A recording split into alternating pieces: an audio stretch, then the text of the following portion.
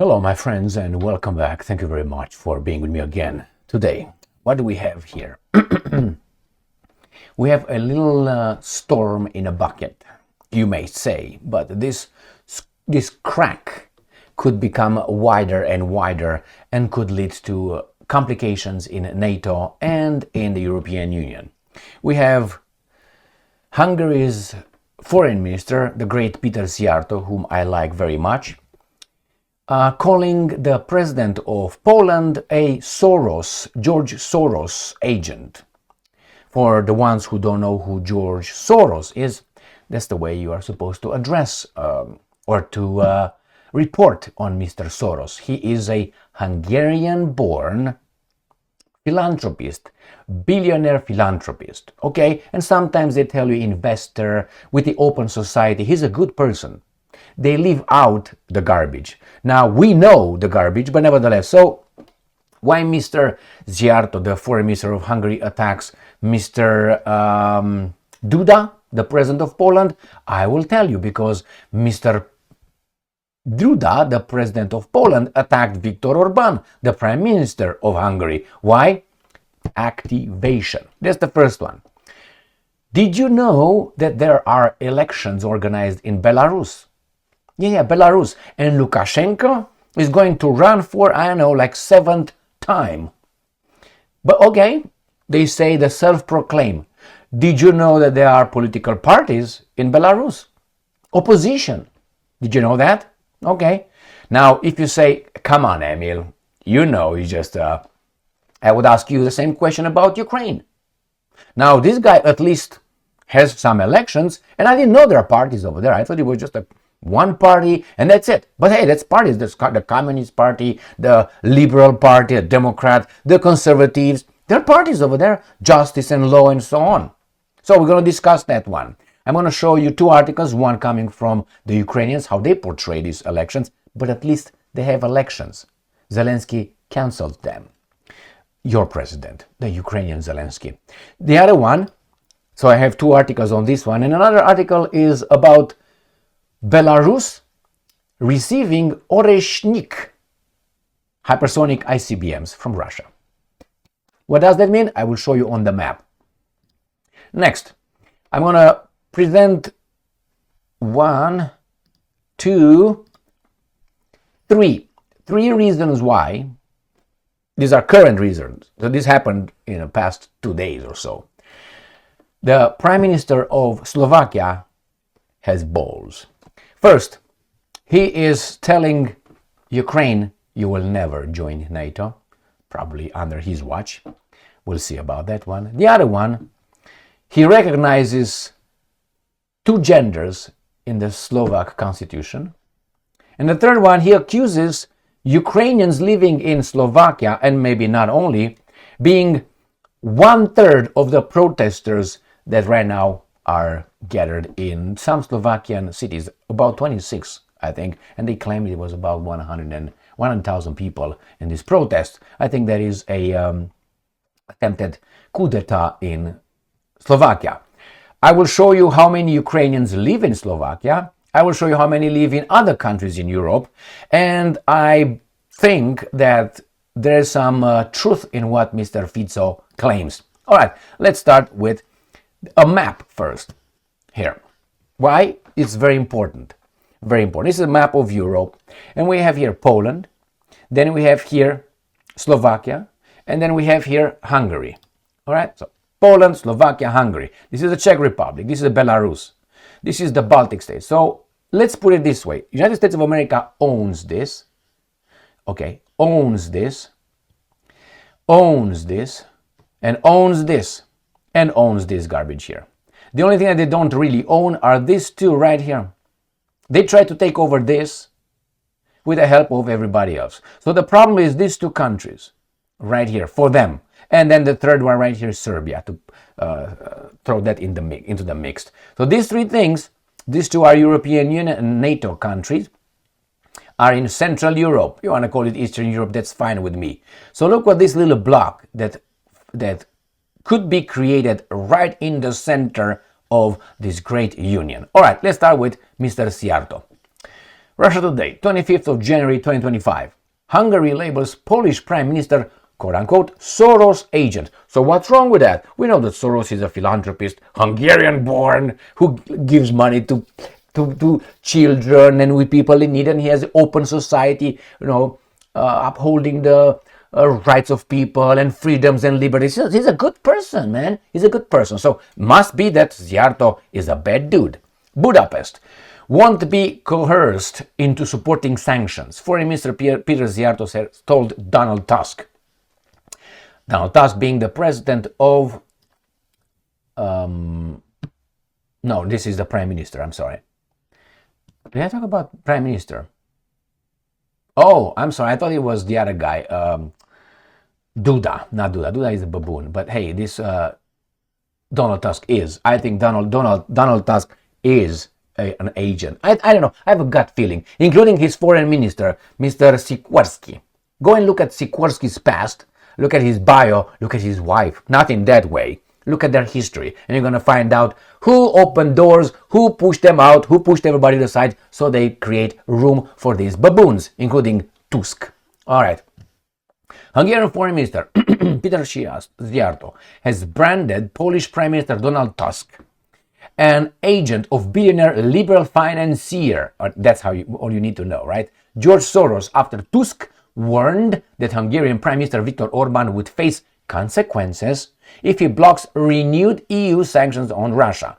And I'm quoting, if Viktor Orban really blocks European sanctions at a key moment for the war, it will be absolutely clear right there, that he is playing in Russian President Vladimir Putin's team, not in ours. Is your team a good one, Tusk? Obviously he thinks so. I think it's debatable. Tusk wrote in a post on X on Saturday, and I'm quoting, with all the consequences of this fact, that is regime change. Szijjarto reported to Tusk on Facebook shortly afterwards, and I'm quoting, it may be difficult for Soros's agent to understand, but when it comes to teams, we play for the Hungarian team. Magyarország. Great job. He wrote, and I continue to quote him, we do not want to continue paying the price for other people's wars and will not allow anyone to endanger the security of our energy supply because Hungary comes first to us. Now that's the way people should say. My country is first, yours second, my family is first, yours over there. As your family should come first. So when these guys say, what do you mean America first? What do you want me to say? Mexico first? Or Israel first? What do you want me to say? And then the guys in Israel are not supposed to say Israel first. They have to say America first. So why do we have to say first someone else and not ourselves and our families? Obviously my family is first. And yours, if it's good, comes second. But it's not going to come first. But we are supposed to look at other people's coming first and our people going second. But then I wonder how they should perceive their people second and perceive my people as being first. What is this? What is this? This is something that the Frankfurt School babooned us since 1940s and so on. You don't know what it is? Please check it out. All right, next. I just give you clues. Marcuse and other baboons. They're also German-born, like Soros, Hungarian-born. Sputnik. Szijjarto calls Poland's Tusk Soros agent after his threats against Hungary's Orban. Good job. Good job. You see how he's dressed always nicely? This guy, I like his style. I met a Romanian Hungarian in Romania last year. Last year, doesn't matter. I can give you more information of that. So she lives in Hungary, she lives in Romania, now she stays over there. And I said, hey, what are you doing? Blah, blah, blah, blah. And in our talk, I mentioned Szijjarto, and I said how fantastic I think Szijjarto is with his policies. Because that's what matters. He's a foreign policy, right? He's a foreign minister. He's a diplomat. Her point was, no, he's Szijjarto. Szijjarto only dresses in Armani suits and dress. I said, who gives a fuck? What he's doing for the Hungarian people is good or bad? She didn't know shit about it. All she knew it was that he dresses in Armani and he's too clear cut. So what do you want me? Do you want me to be like a baboon, like a slob? But that was her interpretation of Mr. Szijjarto. She didn't know shit about him anyway. Move on. Ukrainska Pravda. Self-proclaimed Belarusian President Lukashenko expected to secure, quote-unquote, 7th term tomorrow. You think so? It's like this. You think so? I don't know. Something smells here. Now, my friends, that's not my business. That's the Belarusians' business. Can I talk about it? Yeah, can I talk? Can I criticize it, whatever they're doing? Can I? I can. Free world, free speech. Can I support what I like over there? I can. All right? Now, what's going on over there? That's their business, how they run their countries. I don't like when other people get in their business, and when other people get in these guys' business, we have a problem. Why I pick this one? I picked this one right here. According to the Central Election Commission of Belarus, 4 more candidates have been registered to run in the election apart from Lukashenko. I didn't know that. I don't know. So they say they will not recognize him anyway, just so you know. All right, let's go and see. Next one. This is coming from the Russians. Obviously, the Russians are supporting Lukashenko. Russian ally votes for president. Polling stations have opened in Belarus for election day. All right, let's see. What do we have right here? The 4 challenges are Anna Konopatskaya, a former opposition figure and member of the House of Representatives. Oh my God, they have over there a Congress, like House and Senate. Who would know that? Are they just playing ball just for... Okay, I'm so baboonish. She is the leader of the Liberal Democratic Party. Cuckoo bow. Now we have Oleg Gaidukevich, Sergei Sirkyankov from the Communist Party, and Alexander Kizniak, the leader of the Republican Party of Labor and Justice for All. Well, what do you think?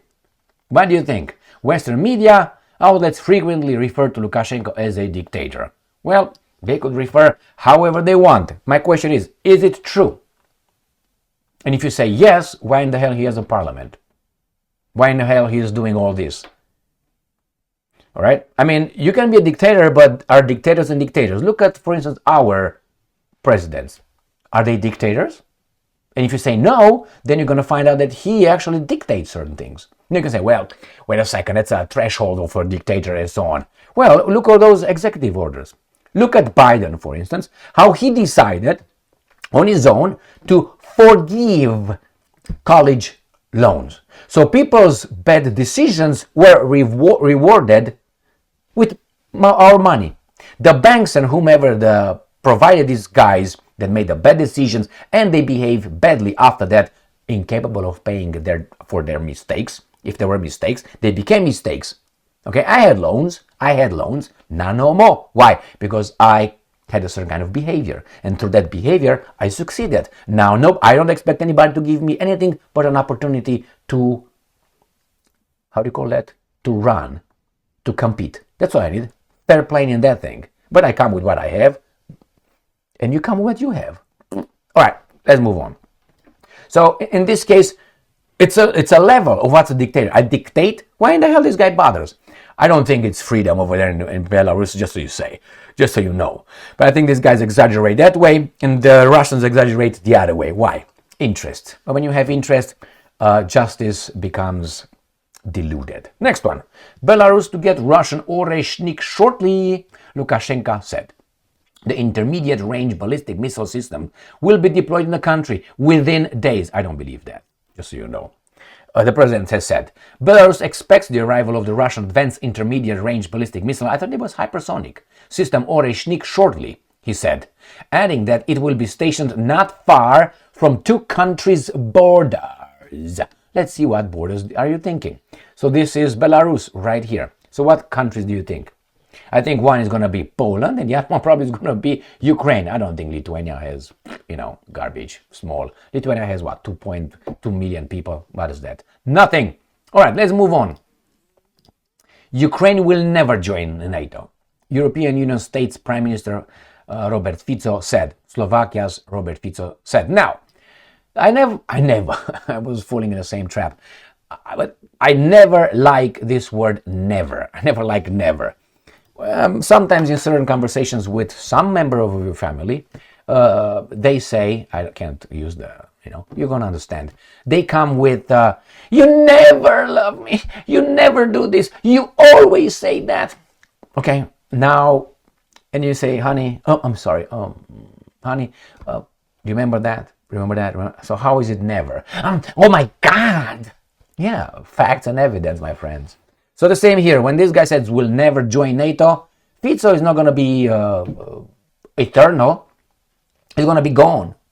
So who's next? Someone else who's going to say, yeah, we are for Ukraine to be a NATO state. The fact that he states that what for me shows balls, because he's against all those Soros's boys. Next. The same ballsy Fico right here says that only 2 genders to be recognized in the constitution. I like that. Slovak Prime Minister Robert Fico has described the initiative as the return to common sense. But why do we have to return? Who pushed us over there?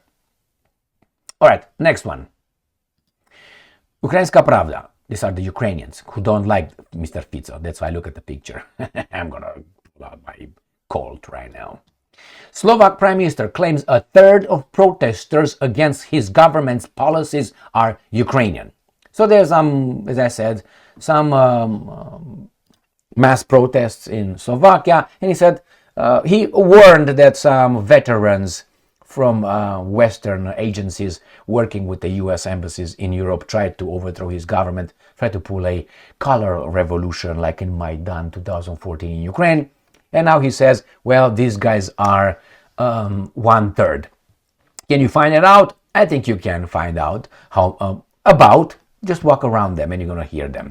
But let's see what's going on. How many could that be? Well, let's see what the population of Slovakia is. How many refugees Slovakia has. And remember, Slovakia is next to Czechia, the Czech Republic. You can cross the border over there. There's no border. You can just drive through.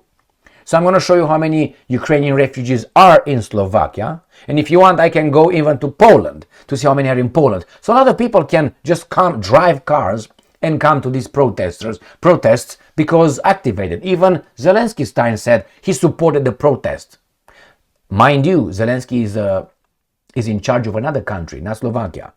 So if you say that's okay, that means when in your country there are protests, think about your enemy, the leader of your enemy or your enemies, saying, I'm okay with those protests, and see how you like that.